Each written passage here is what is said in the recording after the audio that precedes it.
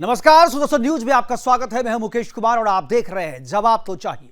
जवाब तो चाहिए में आज हम बात करेंगे संसद में चल रहे शपथ ग्रहण विधि की।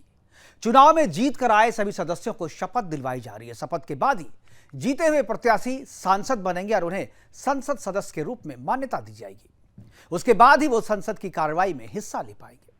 आज हम इस बात पर चर्चा इसलिए कर रहे हैं कि चुने हुए प्रत्याशियों की शपथ विधि हो रही है, बल्कि इस चर्चा हम इसलिए कर रहे हैं क्योंकि कुछ ऐसे सांसद भी शपथ लेने की तैयारी कर रहे हैं जो जेल की सलाखों के पीछे हैं।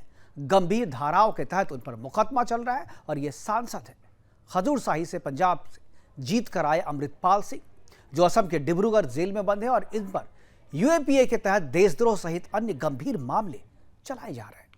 तो दूसरे सांसद है कश्मीर के बारामूला से उमर अब्दुल्ला को पराजित करने वाला इंजीनियर राशिद, जो दिल्ली के तिहाड़ जेल में बंद है और राशिद पर टेरर फंडिंग के गंभीर आरोप है। जीत हासिल करने के बाद ये दोनों संविधान की शपथ लेने के लिए बेताब हैं। शपथ लेने के लिए दोनों ने ही कोर्ट से अंतरिम जमानत की याचिका लगाई है।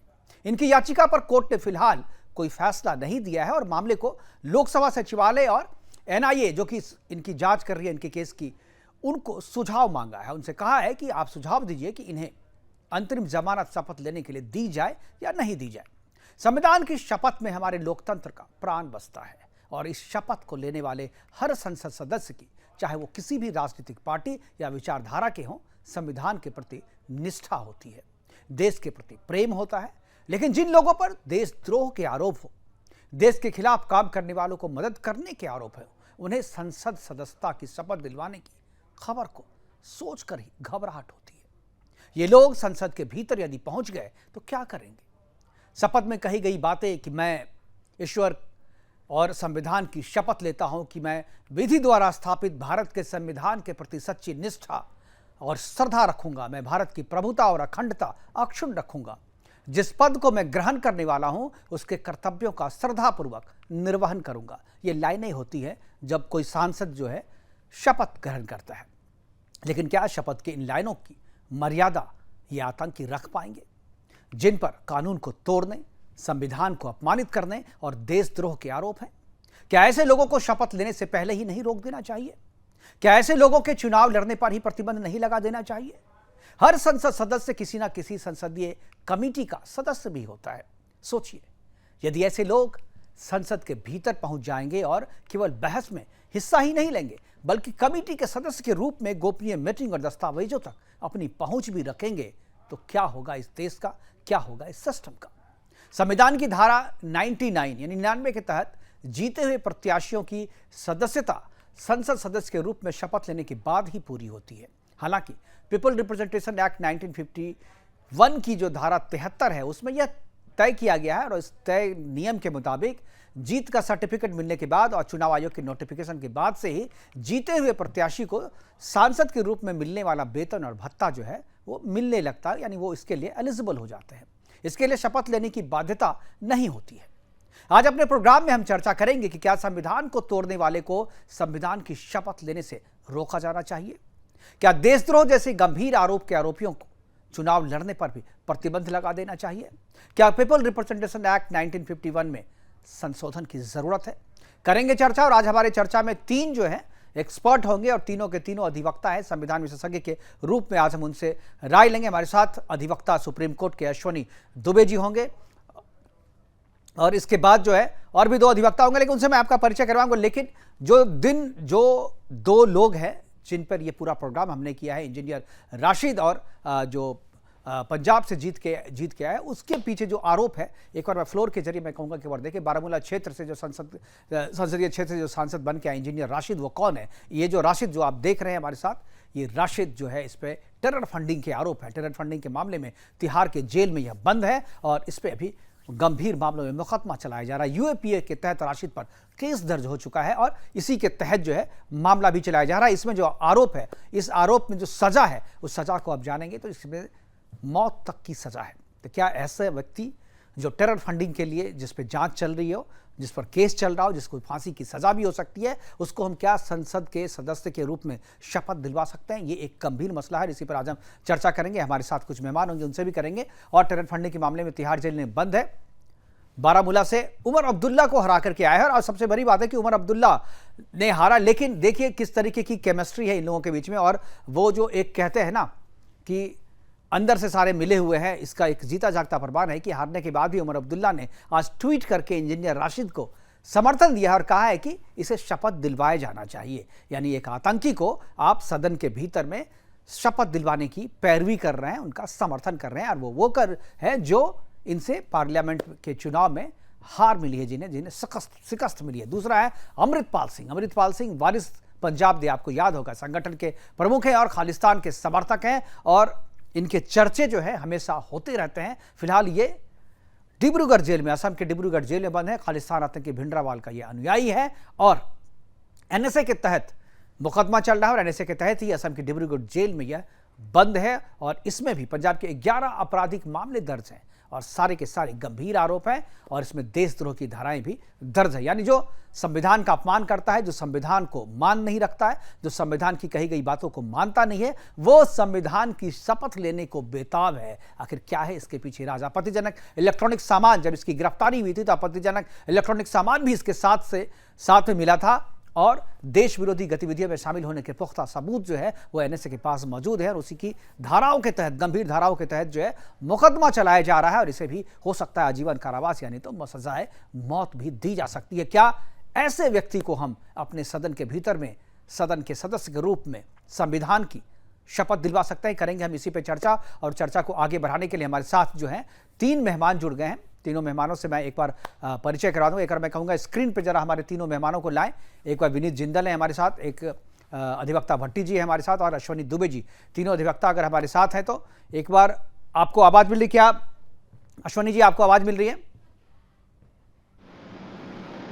अश्वनी जी क्या आपको आवाज़ मिल रही है? जगमोहन भट्टी जी क्या आपको आवाज़ मिल रही है? जगमोहन भट्टी जी क्या आपको आवाज़ मिल रही है? विनीत जिंदल जी क्या आपको मेरी आवाज मिल रही है? जी विनीत जी, आपने जाना होगा अभी, हालांकि विनीत जी के ऊपर भी बहुत सारे जो है लोग थ्रेट इनको करते हैं और अभी इन्हें हाल ही में लगातार थ्रेट मिल रहा है और इसके बाद इन्होंने एफआईआर भी दर्ज कराया है और उस एफआईआर में क्या हाल है इस पर भी हाल पूछ लेंगे इनसे। लेकिन विनीत जी, जो चीज़ आप झेल रहे हैं उसी चीज़ को झेलते हुए बहुत सारे लोग आगे हैं। लेकिन आज जो हम चर्चा कर रहे हैं कि 2 सदस्य ऐसे जीत करके आए हैं जिन पर गंभीर मामलों के आरोप हैं, देशद्रोह के आरोप हैं, वो अगर जीत करके आते हैं, जीत करके तो आ चुके हैं, अगर उनको शपथ दिलवाई जाती है तो क्या आपको लगता है कि ये सही होगा? सदन के भीतर का माहौल जो है वो कैसा रहेगा? और क्या कानून जो है, चूंकि आप तीनों जो है कानून के जानकार हैं, इसीलिए मैंने आज तीनों को आज यहाँ पर किया है ताकि हमारे दर्शकों को जो है पूरी बात साफ हो जाए। क्या कानून ये कहता है, क्या इन्हें कानून के रास्ते से रोका जा सकता है या इन्हें शपथ दिलवाना मजबूरी है सरकार की? बिना दिलवाए काम नहीं चलेगा, कानून जो है कहीं पर रोक नहीं लगाता है, क्या कहेंगे? देखिए मुकेश जी, पहले भी ऐसा होता रहा है कि जो व्यक्ति जेल में है उसको इलेक्ट होने के बाद शपथ जेल से लाके दिलवाई गई है। ऐसा नहीं है कि ऐसा नहीं हुआ या ऐसा पहली बार हो रहा है कि कोई सांसद जेल में है और उसको शपथ नहीं, देखिए मैं उसकी बात नहीं कर रहा, संजय सिंह की बात मैं करूंगा। संजय सिंह को अभी दिलवाएगा, लेकिन दोनों के मामले में अंतर है ना सर? जी बिल्कुल, मैं इसीलिए कह रहा हूँ। अब अगली बात ये आती है कि देशद्रोह के मामले में जो एनएसए जैसे यूपीए जैसे मामलों में जो व्यक्ति जेल में है और जो व्यक्ति खुलेआम जब वो जेल से बाहर था ये कहता था कि देश के प्रधानमंत्री को, देश के गृह मंत्री को हम मार देंगे अगर खालिस्तान की जो भी है उन्होंने खिलाफत की, इस तरह की बातें जब करते रहे हैं, पाकिस्तान का इन्वॉल्वमेंट कितना ज्यादा है, ये सब चीजें बिल्कुल साफ हैं। तो अमृतपाल सिंह जैसा या रशीद जैसा जो लोग हैं जिनको लोगों ने चुन के तो भेज दिया, लेकिन वो कितना बड़ा खतरा है हमारे देश के लिए और देश के संविधान को जो लोग मानने से मना करते रहे खुलेआम, आज वही लोग देश के संविधान का सहारा लेके सिर्फ जेल से निकलना चाहते हैं। बिल्कुल। कानून की अगर हम बात करें तो बिल्कुल ये बहुत गलत मैं कहूं कि एक प्रेसिडेंट सेट हो रहा है हमारे यहाँ कि 2 लोग ऐसे जीत के आए जो कि इतने बड़े मामलों में इन्वॉल्व हैं और देश की अखंडता और प्रभुता दोनों के लिए इतना बड़ा खतरा है। तो बिल्कुल मुकेश जी, जैसा आपने पहले कहा कि देश के कानून में और देश के संविधान में एक संशोधन की जरूरत है कि जो लोग ऐसे मामलों में जो कि आतंकवाद से जुड़ा हो, जो लोग ऐसे मामलों में जो कि देशद्रोह से जुड़ा हो, ऐसे मामले जो लोग जेल में बंद हो, मुझे लगता है कि उनके ऊपर उनको भी ये छूट नहीं होनी चाहिए कि वो इलेक्शन लड़ें। जहां तक बात है इनको शपथ दिलवाने की, तो देखिए किसी भी सांसद को 60 दिन में शपथ लेने की एक जो है वो कंडीशन हमारे कानून में दी गई है। अगर 60 दिन में कोई सांसद जो है जेल में बंद है और शपथ नहीं लेता, तो उसकी जो सदस्यता है उसके ऊपर सवालिया निशान खड़ा हो जाता है। इन्होंने कोर्ट में पिटीशन फाइल कर दी है, लेकिन बहुत इंपॉर्टेंट एस्पेक्ट यहाँ पे ये है कि कोर्ट ने भी परमिशन नहीं दी। उन्होंने एनएसए के अंदर जो है जो इन्वेस्टिगेटिव एजेंसीज हैं उनसे उन्होंने रिपोर्ट मांगी है, जिसका मतलब ये है कि कोर्ट भी इस बात को समझता है कि इनको जेल से बाहर लाना बहुत बड़ा मुद्दा है और इतना आसान नहीं है, या ये लोगों की जो जो पिछला पास्ट रहा है वो बिल्कुल भी क्लियर नहीं है, और देश के संविधान के और देश की अखंडता के लिए कहीं ना कहीं ये लोग बहुत बड़ा खतरा है। तो इसीलिए मुझे लगता है कि जिस तरह से इनको इलेक्ट करके तो लोगों ने भेज दिया, किस मानसिकता से भेजा मुझे नहीं पता, या मैं नहीं कह सकता, उस पर कमेंट भी नहीं करेंगे, क्योंकि हमारे संविधान हमारे देश के लोगों को राइट देता है कि मताधिकार का प्रयोग करें, किसी के लिए भी इलेक्ट करें। तो कहीं ना कहीं मुझे लगता है कि ऐसे लोगों के चुनाव को लेकर बिल्कुल कानून में संशोधन की जरूरत है, और स्ट्रिक्ट एक नॉर्म होना चाहिए कि जो लोग एनएसए, यूपीए, यूएपीए और या फिर देशद्रोह के मुकदमे में जो लोग सम्मिलित हों, उन लोगों को चुनाव लड़ने की आजादी ही नहीं होनी चाहिए। बिल्कुल सही है। हमारे साथ अश्वनी दुबे जी हैं। अश्वनी जी, यही सवाल मेरा आपसे भी है, क्या ऐसे लोगों के चुनाव पे ही रोक लगनी चाहिए? और मैं समझता हूं कि एक इमीडिएट इफेक्ट से ऑर्डिनेंस भी लेकर के आना चाहिए, ताकि ऐसी परिस्थितियों में जब कोई व्यक्ति जिसके ऊपर देश की अखंडता, एकता और आतंकवाद जैसे मुद्दों पर उसके ऊपर अपराध पंजीबद्ध हो, और दूसरा जो बैंड टेररिस्ट ऑर्गेनाइजेशन हमारे देश का है, बैंड टेररिस्ट ऑर्गेनाइजेशन का भारत में प्रमुख रहा हो, उसके चुनाव लड़ने के बाद संसद की सदस्य, क्योंकि ये वही संसद है जो कानून बनाती है और ये इंश्योर करती है कि देश में जो है अपराधियों की संख्या में कमी हो, बढ़ोतरी नहीं। तो ये जो बढ़ोतरी और जो आपराधिक प्रवृत्ति के लोग आएंगे, जरा समझिए आप मुकेश जी, आप पत्रकार हैं, जर्नलिस्ट हैं, इंटेलेक्चुअल हैं, आपकी सोच इंटेलेक्चुअल की तरह, आप इंटेलेक्चुअल डिसीजंस लेते हैं। विनीत लॉयर हैं, वो विनीत लीगल इश्यूज क्या है वो इसकी सोच लेते हैं। एक व्यक्ति जो आपराधिक प्रवृत्ति का है तो वो आपराधिक प्रवृत्ति की ही बातें करेगा, और ऐसे नियम कानून संसद सदस्य होने के नाते बनाने की बात करेगा जो तमाम ऐसे जो मुद्दे हैं, जैसे यूएपीए और उसमें खालिस्तान के समर्थन में या देश के टेररिस्ट ऑर्गेनाइजेशन के समर्थन में बनते हैं, उनके सपोर्ट सिस्टम में। इसलिए जरूरी है कि इमीडिएट स्टेप से एक नियम बने। लेकिन अगर हम ये देखिए, पहली बार नहीं हो रहा है। अखिल गोगोई के केस में उसी समय पार्लियामेंट में ऑर्डिनेंस आ जाना चाहिए था, जब अखिल गोगोई की बात आई और अखिल गोगोई को परमिशन दिया। अब वो जमाना चला गया। जॉर्ज फर्नांडिस साहब जैसे लोग जो जेल से चुनाव लड़ते थे, उन्होंने सत्ता से देश के लोगों के लिए इमरजेंसी जैसी सिचुएशन में, आज आपातकाल का वो काला भी है। बिल्कुल देखिए 25 जून का, जिस समय हमारे देश के तमाम नेता जेल के अंदर थे, उन्होंने सत्ता से संघर्ष किया था, उन्होंने बंदूक का रास्ता नहीं उठाया था, टेररिज्म को नहीं प्रमोट किया था। तो ये एक दुर्भाग्य भी है। और दूसरा क्या है कि संविधान नियम बनाने वालों की कमी भी। और तीसरा एक और बड़ा उदाहरण देखिए, कॉन्स्टिट्यूशन में एक्सप्रेस प्रोविजन नहीं होने का मतलब नहीं है कि कॉन्स्टिट्यूशनल वैल्यूज और डेमोक्रेटिक वैल्यूज खत्म हो जाए। Mukesh ji, democratic values, constitutional values ज्यादा इंपॉर्टेंट होती है देन दी कॉन्स्टिट्यूशनल प्रोविजंस की जो बाइंडिंग होती है। अब देश मुख्यमंत्री बैठा हुआ जेल में, कोई डिसीजन नहीं ले रहा है, लेकिन कॉन्स्टिट्यूशन में प्रोविजन नहीं है, इसलिए वो जो है अपनी डेमोक्रेटिक वैल्यूज को भूल रहा है। एक अपराधी जो तमाम अपराध कर रहा है, लोगों के हाथ की उंगलियां काट रहे हैं, उसके लोग देश के विघटन के लिए, देश के विभाजन की बात करता है, जो तमाम उसके साथ बैंड टेररिस्ट ऑर्गेनाइजेशन को फंडिंग करवाने के जिसके ऊपर आरोप हैं, जो टेररिज्म को बढ़ाने की बात करते हैं, वो चुनाव जीत जाता है। टेररिज्म फंडिंग करने वाले लोग चुनाव जीत जाते हैं। ये दुर्भाग्य ही है। तो मैं समझता हूं कि इमीडिएट स्टेप से हमारे लॉ मेकर्स को ऐसे डिसीजंस लेने चाहिए कि वो इन लोगों को, एक तो इमीडिएट इफेक्ट, भले वो चुन लिए गए लेकिन उनके कार्य कुछ नहीं होंगे, क्योंकि आप समझिए वहां की जनता तो अनरिप्रेजेंटेड है जिसने उसको इलेक्ट किया, और यह जनता की मानसिकता भी देखिए किस तरीके से यह जीते, ये भी समझने की जरूरत है। तो बिल्कुल जरूरत है इस बात की कि ऐसे लोगों को इमीडिएट इफेक्ट से डिस्क्वालीफाई किया जाए और ऐसा ऑर्डिनेंस आए। बिल्कुल, जैसा कि आपने कहा जी कि ऑर्डिनेंस लाया जा सकता है, तो 60 दिन के भीतर में सरकार जो है ऑर्डिनेंस लाए और इस पे जो है सीधा बैन करे, ऐसे इस पे पट्टाक्षेप करे। जगमोहन भट्टी जी हमारे साथ हैं, पंजाब हरियाणा कोर्ट में जो है ये प्रैक्टिस करते हैं और वहाँ के पंजाब के मामलों पे बहुत अच्छी समझ रखते हैं। भट्टी साहब, आप क्या सोचते हैं इस मामले में? जो माँ होती है वो बच्चे को जन्म देने नहीं होता, वो बच्चा आतंकवाद कौन कराता है? कौन उसको आतंकवादी बनाता है? सिस्टम। अगर सिस्टम के लोग ठीक होंगे तो कोई कानून बनाने की जरूरत नहीं। महाराजा रंजीत सिंह का पंजाब में इतना विशाल राज्य था जिसमें जम्मू कश्मीर भी पार्ट था, तो उसमें कितनी बढ़िया सुविधा थी सभी लोगों के लिए, चाहे वो हिंदू था या मुसलमान था।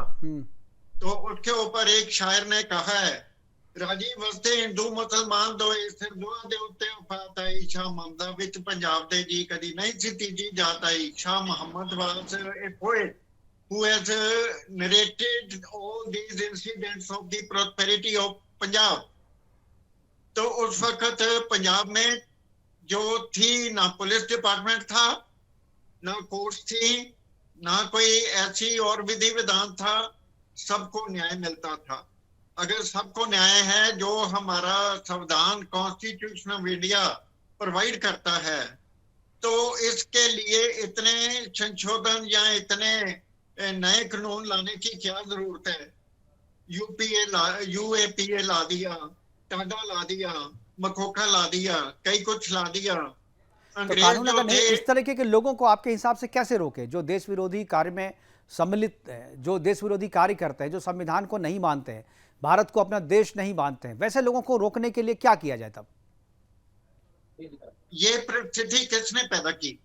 नहीं, जिसने ये पैदा की, ये देखिए, ये उस तरीके, ये कोई हम शोध नहीं कर रहे हैं इस पे भट्टी जी, शोध करने का विषय आप कह रहे हैं। मैं कह रहा हूं आपके पास सिचुएशन है, इस सिचुएशन को आपको हैंडल करना है, आपको क्यों, कारण क्या है इसका, ये तो बहुत लंबा विषय हो जाएगा। अभी आपके पास सामने में जो समस्या है, इस समस्या को आप किस तरीके से देखते हैं और इसको रोकने के लिए आप क्या उपाय सोचते हैं?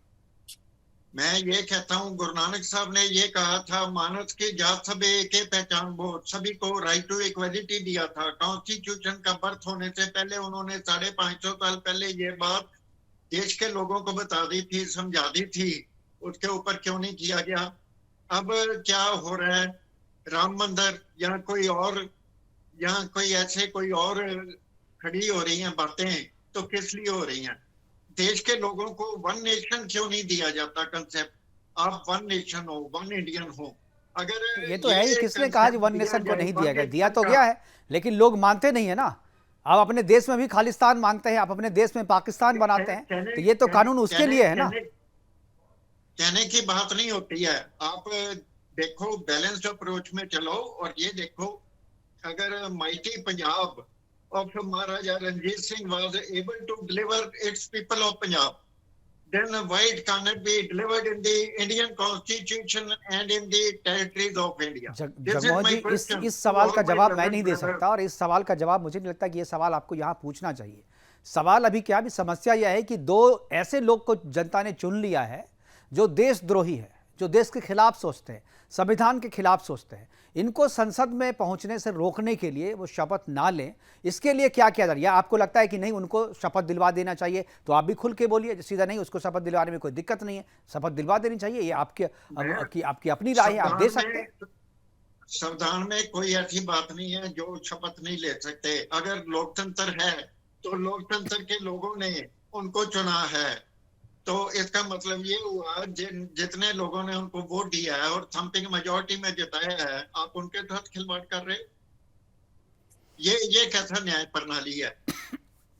हम तो इसी पे चर्चा कर रहे हैं। तो आपके हिसाब से जेल से खड़ा होकर के चुनाव अगर लड़ सकते हैं आप, तब तो जेल में जो ट्रायल है, अश्वनी जी मैं आपसे, जेल में जो ट्रायल जिनका चल रहा है उनको मताधिकार देना चाहिए, बेल दे देना चाहिए। अगर चुनाव है, अगर तो चुनाव के लिए वोट डालने के लिए उनको भी बेल मिलना चाहिए, उनको भी बाहर आने का अधिकार है। अश्वनी जी।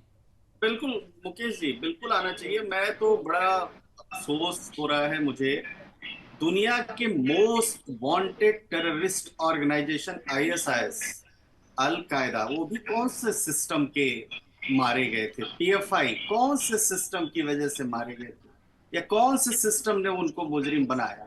उनको मुजरिम बनाया कुछ उनके जैसी वो रिसाइटल करते हैं वर्सेस, उसने बनाया। ये बड़ा अफसोस हो रहा है कि हमारे जो लीगल फेटर्निटी के लोग हैं, ऐसे लोगों को जो देश की सॉवरेनिटी, देश की यूनिटी, देश की इंटीग्रिटी, देश के एक्सटर्नल एक्सीजेंसीज को प्रमोट करके और बड़ा सेलेक्टिवली नाम दे देते हैं कि सिस्टम ने उनको दोषी बनाया। अगर सिस्टम ने उनको दोषी बनाया तो इराक में, सीरिया में, और जो ये राशिद मसूद और पाकिस्तान के जमा तमाम टेररिस्ट ऑर्गेनाइजेशन से टेररिस्ट हैं, या बांग्लादेश में जो टेररिस्ट ऑर्गेनाइजेशन रन कर सब, उनको सिस्टम ने दोषी बनाया? नहीं भाई साहब, सिस्टम ने नहीं, आपकी विकृत मानसिकता ने, आपको फॉरेन फंडिंग ने, इंडिया जैसे विशाल देश की यूनिटी को तोड़ने वाले, जहां पर सारे धर्म जातियों के लोग इतनी विषमताएं होने के साथ भी एक साथ रहते हैं, तब अगर सिस्टम का दोष होता तो जिन मंदिरों पर अटैक होते हैं या जिन पुजारियों के हाथ काट लिए गए पंजाब में, तो मैं समझता हूं तो लोग सेलेक्टिव वॉइस के साथ उठते। अगर सिस्टम का दोष होता तो जो फॉर्मर्स अटैक हुआ उस समय 400 से ज्यादा टेररिस्ट जो आईएसआई के इशारे पर ट्विटर हैंडल्स चल रहे थे, जो बार बार बारी बारी को मूव कर रहे थे, पुलिस वालों के ऊपर अटैक हो रहे थे, उस समय करते। अगर सिस्टम का दोष होता तो मैं समझता हूं कि जब केरल में उस प्रोफेसर का हाथ काटा गया तो उस समय लोग खड़े होते समर्थन में। नहीं, सिस्टम का दोष नहीं है, दोष है आपकी सोच का, आपकी समझ का, और भारत जैसे विशाल देश की अखंडता जो छोड़ करने वाले लोग हैं सिर्फ विचारधारा की वजह से। ये विकृत मानसिकता, इसको हटाने की जरूरत है, क्योंकि देश लोगों से है और लोग देश की एकता अखंडता में जो रुचि रखते हैं उनसे इसलिए जरूरी है कि आप देखिए कि दुनिया से आप एग्जाम्पल लीजिए, दुनिया से आप समझिए भारत ही एक ऐसा विशाल देश है कि अभी अभी अक्षुण्ण खड़ा है, जबकि इसके दो दो तीन तीन कितने टुकड़े हो गए। अब उसके बाद आ जाते हैं चलिए लीगल पहलू पर। मैं ये कह भी देता हूं, पब्लिक सर्वेंट, एक पार्लियामेंटेरियन पब्लिक सर्वेंट होता है। एक पब्लिक सर्वेंट अगर पटवारी हो, टीचर हो, पोस्टमास्टर हो, अगर वो जेल जाता है तो 24 घंटे के अंदर उसको सस्पेंड कर दिया जाता है।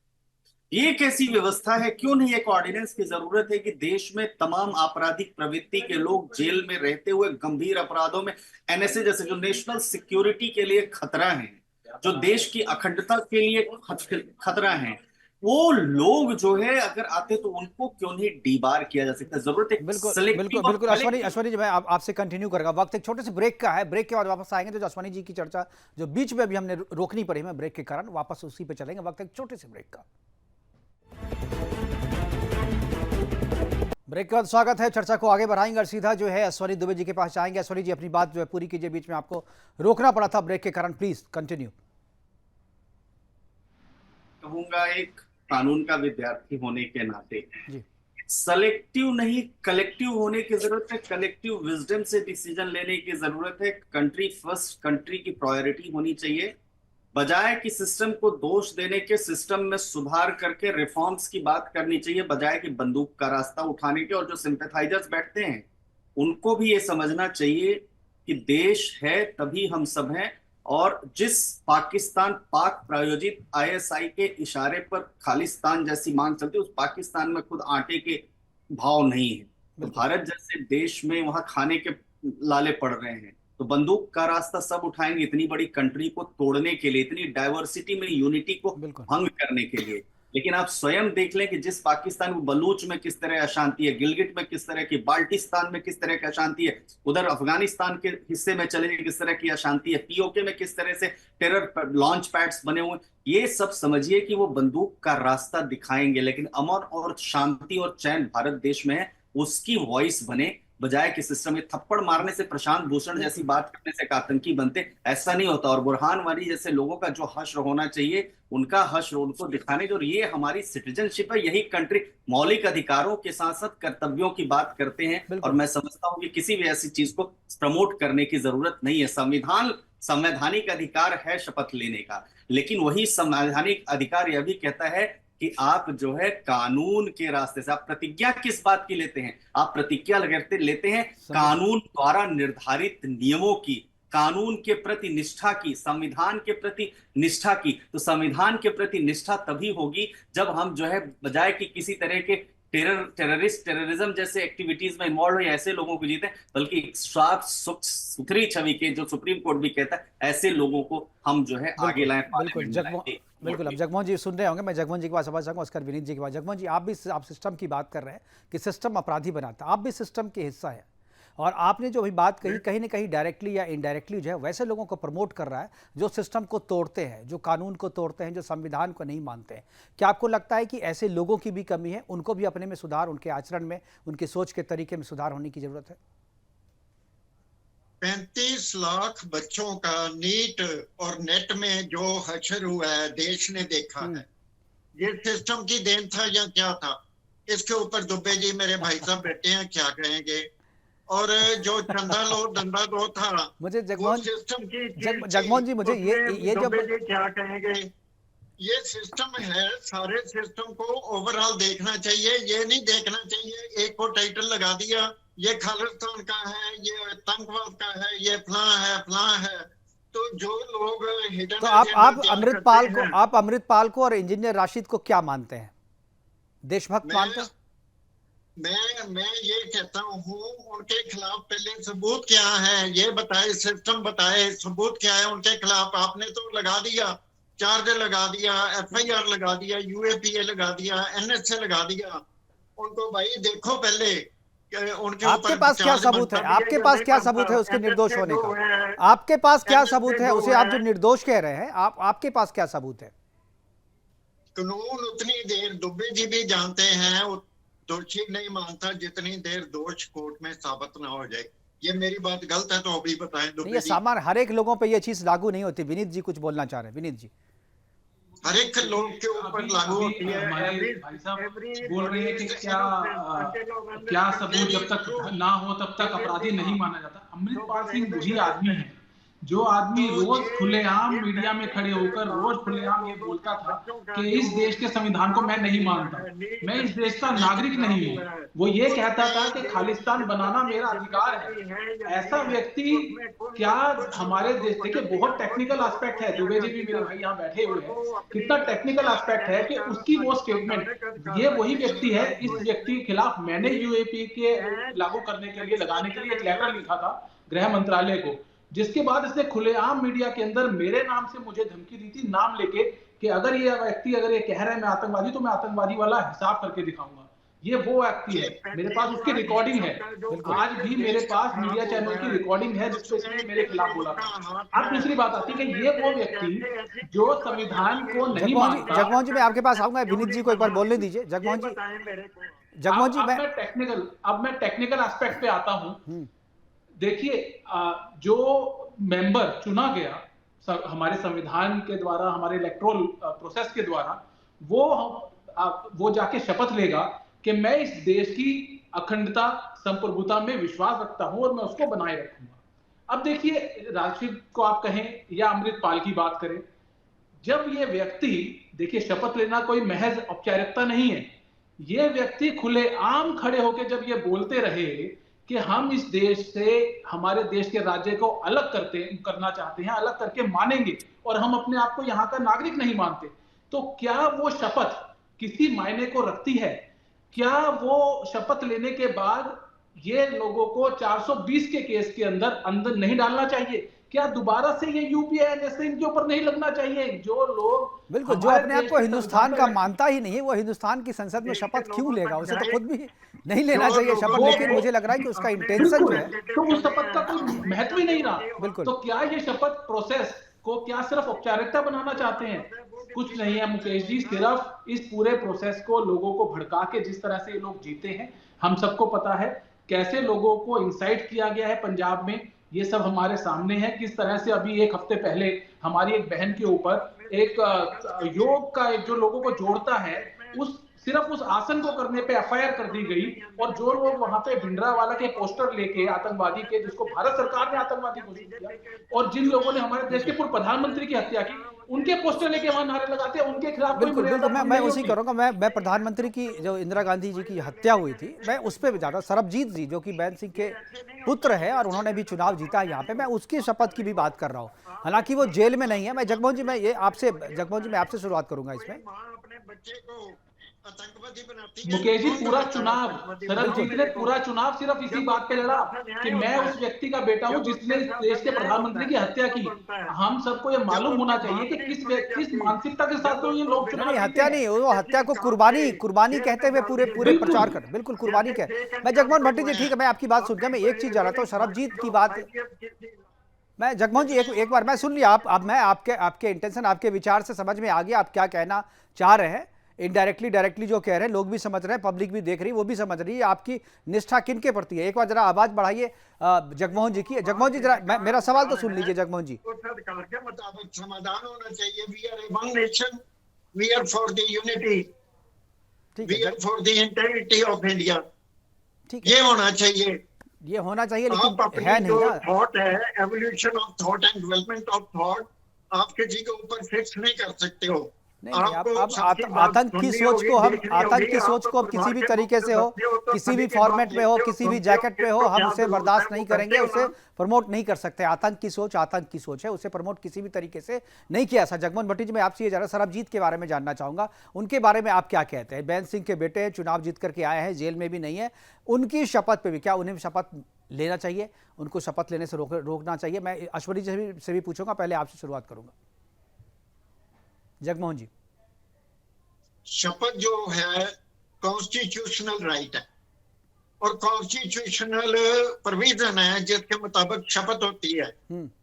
और शपथ हमारे लोग लेके इसको वायलेट कर जाते हैं और कैसे जो है सिस्टम को डिस्ट्रॉय करते जो हैं। पहले से आपको वायलेट भी किए हुए हैं मालूम उस पे नहीं है, जो शपथ लेके वायलेट करे उस पे आप कार्रवाई चाहते हैं, उसकी आप शिकायत कर रहे हैं, लेकिन जो पहले से वायलेट करके आ रहे हैं शपथ लेने के लिए, उस पे आपकी विचार अलग है। मैं अश्वनी जी से, अश्वनी जी, शरबजीत जो है वो जेल में नहीं है, बैन सिंह का बेटा है जिसपे प्रधानमंत्री की हत्या का आरोप था, फांसी हुई, सिस्टम ने, कानून ने फांसी दिया, और पूरे चुनाव प्रचार के दौरान उसने ये प्रचार किया कि बैन सिंह की कुर्बानी ने देश के लिए कुर्बानी दी है, खुल करके।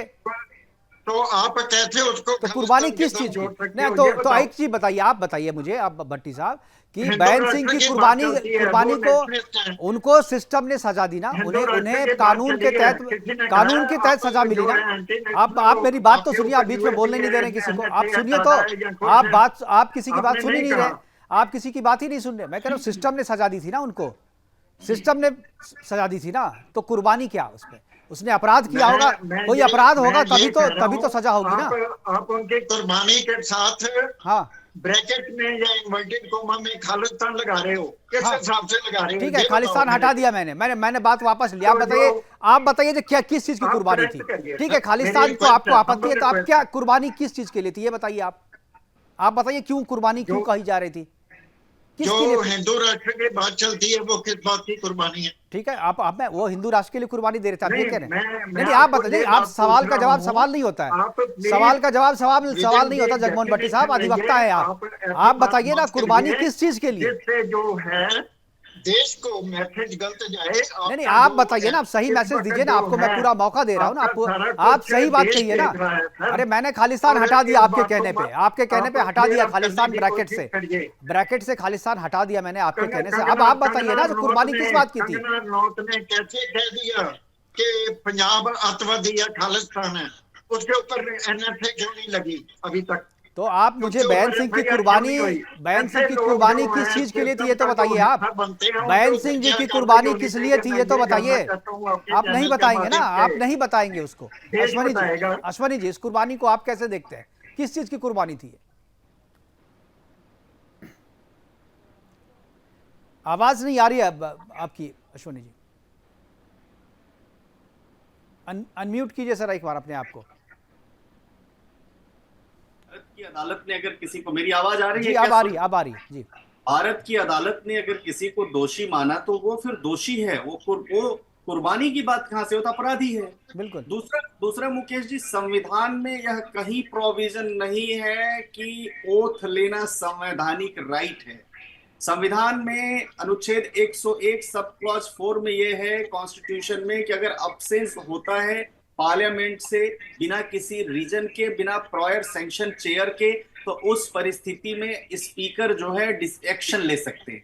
यह नहीं है कि संविधान की शपथ लेना एक मैंडेटरी क्रिया है, नंबर 1 ये। दूसरा, अगर हम देखें तो ये इंफॉर्मेशन बने जो बिजनेस ट्रांजैक्शन रूल्स हैं उसके मुताबिक जो शपथ है, किस बात की शपथ होती है मुकेश जी? शपथ होती है कि मैं, जो नाम है मेंबर पार्लियामेंट, वो लोकसभा का सदस्य निर्वाचित हुआ हूं, ईश्वर की शपथ लेता हूं, सत्य निष्ठा से प्रतिज्ञान करता हूं कि मैं विधि द्वारा स्थापित भारत के संविधान के प्रति सच्ची श्रद्धा और निष्ठा रखूंगा। और सुनिए, मैं भारत की प्रभुता और अखंडता अक्षुण्ण रखूंगा और जिस पद को मैं ग्रहण कर रहा हूं उसके कर्तव्यों का श्रद्धापूर्वक निर्वहन करूंगा। आप ये बताइए, एक आदमी टेरर फंडिंग में, इंजीनियर राशिद टेररिस्ट एक्टिविटीज को प्रमोट करने के लिए श्रीनगर, जम्मू कश्मीर जैसे पूरे स्टेट को, पूरी घाटी को आतंकियों के उसमें जो है सपोर्ट करने के लिए, वो क्या भारत की प्रभुता और अखंडता अक्षुण्ण रखेगा?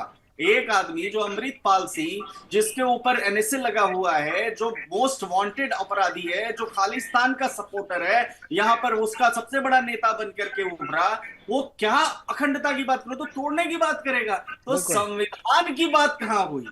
ये ना तो विधान की बात हुई, ना संविधान की बात हुई। ये बात हुई कि आप देश के इंटरेस्ट के खिलाफ काम करेंगे।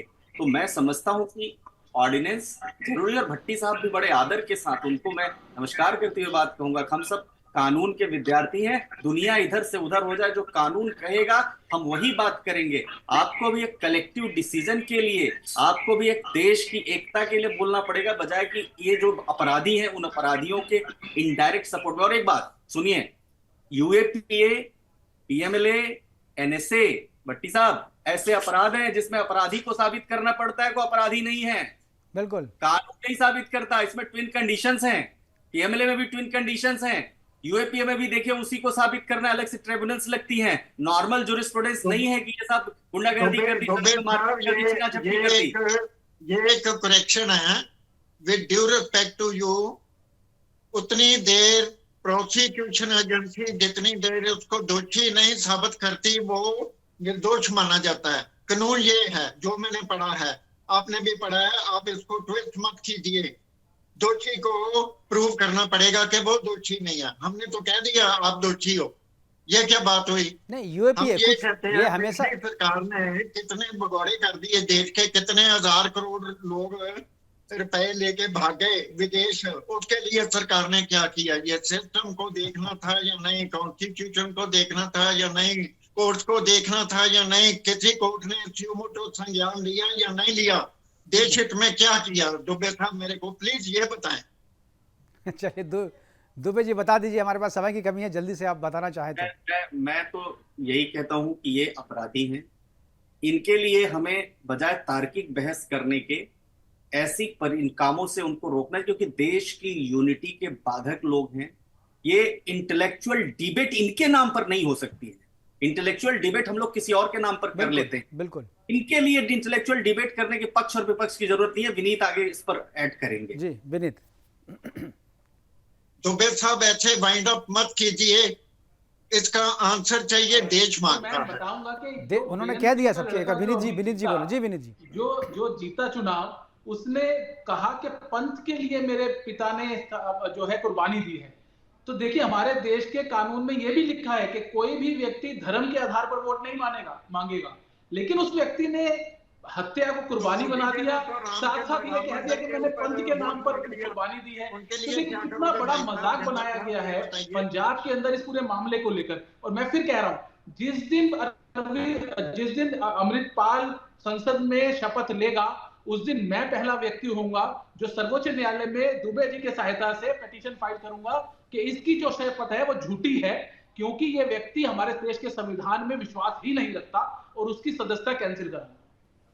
बिल्कुल। चलिए, हमारे पास समय की कमी है और हमारे साथ इस महत्वपूर्ण चर्चा में भाग लेने के लिए विनीत जी आपका, श्री दुबे जी आपका और जगमोहन भट्टी जी आपका बहुत बहुत धन्यवाद। आपने अपनी महत्वपूर्ण बातें जो है हमारे साथ साझा की, और जो दर्शक हमें सुन रहे होंगे वो भी डिसाइड करेंगे। उनके सामने हमने पूरी बात रख दी है कि जो लोग शपथ लेने के लिए लालायित है, शपथ लेने के लिए कतार में बेबाक है, क्या उन्हें शपथ दिलाई जानी चाहिए या संविधान में संशोधन करके उन्हें सदन के भीतर घुसने से रोक देना चाहिए।